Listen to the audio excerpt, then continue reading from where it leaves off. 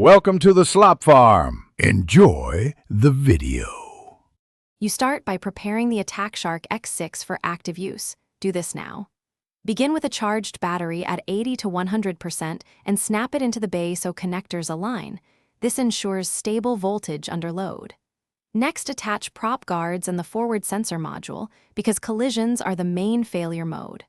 Once done, power the controller first, then the X6. Make sure the LED turns green and the telemetry link is steady before moving on to arm and calibrate.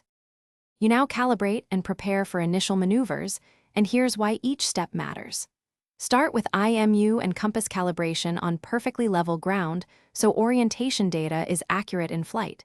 Follow the on-screen prompts until success is confirmed. Then set the flight mode to stabilize and cap max throttle at 60% for safe tuning.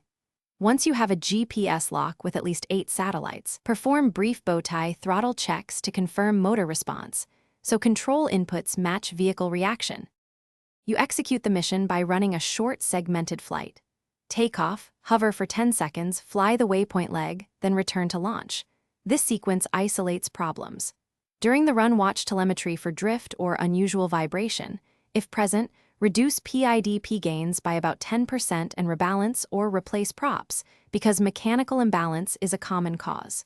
If telemetry or control link fails, check the antenna connection. Swap the battery to rule out voltage sag, and only then perform. Thanks for watching. Consider subscribing if we helped you today.